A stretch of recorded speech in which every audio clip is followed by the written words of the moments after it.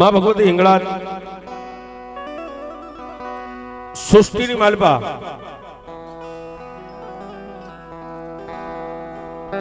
માનદાતાનો પરિવાર આ તળપદા કોળી સમાજ સાહેબ દુનિયાની માલપા કોઈના દેવ દુબળી નથી, કોઈ પણ ની માતા દુબળી નથી, પણ હિંગળાજ દેવ એક એવી છે સાહેબ. જોકે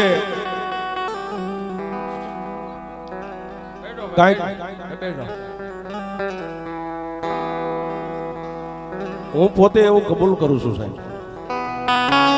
આજે આ જે કાંઈ સ્ટેજ મને મળે છે અને દુનિયાના 4 શેડામાં ધાર પીપળાને ન ઓળખતો એવું ન બને સાહેબ. આ દુનિયાના 4 શેડા ઉપર હા, જોકે કાલ કાંઈ નતું ને આજ બધું છે. એક પહેલો તો પ્રતાપા ગામનો છે સાહેબ. હા, અને હું અહીંયા મારું ગામ છે ને રૂડું બનાવવા માટે કહેતો નથી.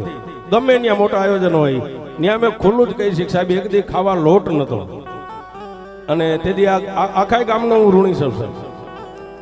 અને આ રામાયણનું ઘર છે, ધારપીપળા છે એક રામાયણનું ઘર છે સાહેબ. એવું કેવું હોય કહેવાય કે જેમ તુલસીદાસ, હનુમાનજી, વાલ્મીક જે કાંઈ રામાયણ છે એવા અહીંના પ્રખર લેખિત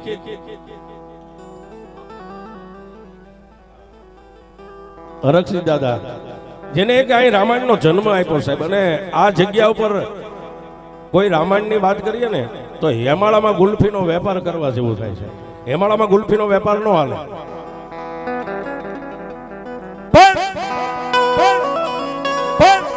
વાત એ કરવા જાઉં છું કે હિંગળાજ દેવ કેવી છે સાહેબ.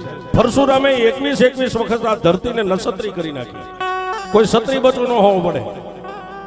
ક્યાંય પણ પરશુરામના કાને કોઈ વાત કરે ફલાણા ગામની અંદર એક ક્ષત્રિય બચો છે, અન સાહેબી પોતાની ફરસી ઉપાડે અને ફરસીનો એવો ટંકાર થાય કે કોઈ સ્ત્રી કહેતા બાઈના ઉદરની માલપા જો બાળક હોય.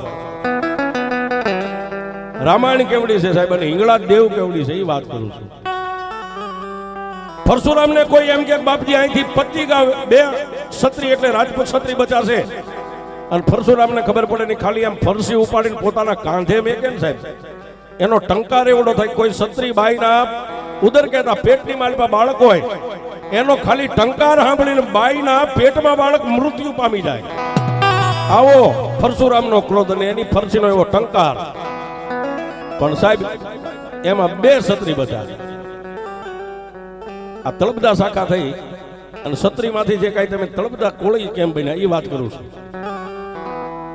કોઈ પરશુરામને એટલું કીધું કે એ બાપજી આ બપૈયા વનની માલમાં 2 ક્ષત્રિય બચા તમારી બીકથી છુપાવે છે. બપૈયા વનની માલપા રહે છે. પરશુરામે બપૈયા વનનો માર્ગ લીધો. માર્ગની માલપા ઝાડ ઝાખરા આવી પોતાની ફરસીથી કાપતા જાય અને ઓલા ક્ષત્રિય બચાને કાને ફરસીનો ટંકાર પડ્યો. પરશુરામ હવે જીવવા નહીં દે અને ન્યાથી ભાગ્યા સાહેબ. મોર 2 ક્ષત્રિય રાજપૂતો અને વાહે પરશુરામ ક્યાં ગયા? કરાચીના કોઠે મારી હિંગળાજ જ્યાં હુતી હતી ન્યા પહોંચી ગયા છે. જય જય 2 ક્ષત્રિય બચાય એટલું કીધું કે એ માં અમે એવું કાને સાંભળ્યું છે કે માના ચરણે જાય ને એને માં કોઈ દી મરવા ન દેવા. અને તેથી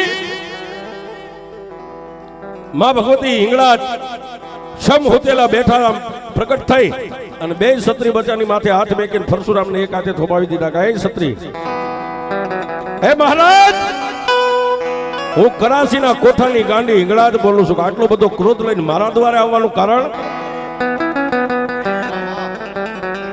અને તેથી પરશુરામે એટલું કીધું કે હે દેવી, હે પરાશક્તિ, હે અંબા, મારા દુશ્મનો છે, તારા આશરે આવ્યા છે, મારા દુશ્મન ત્યાંથી વેગળા કરી દે, એના ધડમસ્તક જુદા કરીને મારા ક્રોધને હું સમાવી દઉં. અને તેથી મારી ભગવતી હિંગળાજે એટલું કીધું બાપજી તમારી માન્યતામાં ભૂલ થાય છે. કેમ કે આ ક્ષત્રિય બચા નથી કીધો એ આ એક મેર રાખેલો મારો મેર છે ને એક મકવાણો છે. આ ક્ષત્રિય શાખામાં 2 શાખા મોટી છે. અને સાહેબ એ દુનિયાની માલપા જેને 4 દ્રોહ કર્યા હોય ને 4 દ્રોહ, બ્રહ્મા વિષ્ણુ મહેશ નો બચાવી શકે. સ્ત્રી હત્યા, બાળ હત્યા, ગાય હત્યા અને સંત હત્યા. આ ચાર હતી અમીર ભુવા જેના હાથે થઈ ગયું હોય ને, બ્રહ્મા વિષ્ણુ મહેશના ચરણે જાઓ, ભગવાન ભોળો નાથ કદાચ તમને આમ બથમાં લઈ લે ને તો ચાર દ્રોહમાંથી કોઈ માણસ મુક્ત ન થાય. પણ ઈ ચાર દ્રોહમાંથી જો મુક્ત થવું હોય તો મારી હિંગળાજ કે એ કાળા માથાના માનવી એકવાર મારા કરાસીના કોઠે જો આવ્યો. અરે સાહેબ ઈ વાતને છોડો. આજ મેં હમણાં કીધું કે રામાયણનું ઘર છે, અહીંયા રામાયણ પ્રગટ થઈ છે, રામાયણનો જન્મ થયો છે, એવું કેવું હોય તો આપણે સાથી ઠોકીને કહીએ છીએ સાહેબ. અમે તો કહી છીએ કાયમ, પણ ધાર પીપળાનો કોઈ બચ્ચો કદાચ હો ગાવ્યા જાવ ને તો સાથી ઠોકીને કહેજો કે રામાયણને ભજવ્યું જોયું તો હાલ મારા ગામમાં.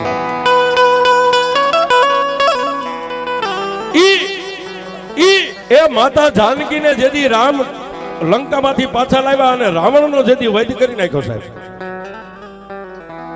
અને તેથી રામને અયોધ્યાની મારી પાસે રાજ તિલક કરવા માટે ગુરુ વિશ્વામિત્ર કુમકુમ થાળી લઈ અને દાસ વીજળો ઢોળે છે. આખા નગરની મારી પાસે હીરા ઝવેરાત માણિક મોતી ફૂલ પથરાઈ ગયા.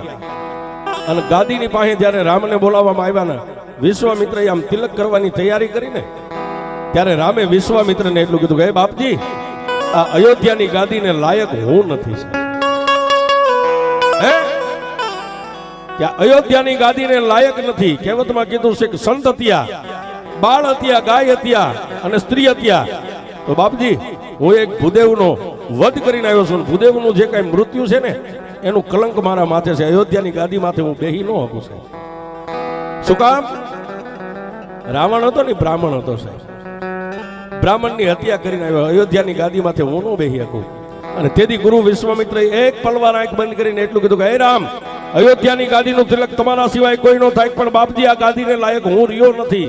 કે નહીં, રાજ તિલક તો તમને થશે. કે તો આ ઋણમાંથી મુક્ત થવું હોય, આ પાપમાંથી તો શું કરવું પડે?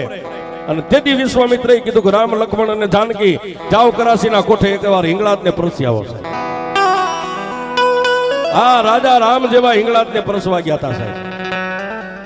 અને ઈ મારી ગાંડી હિંગળાજ આજ નવદુર્ગાના માંડવાની માલિક આવે પણ કેવી આવે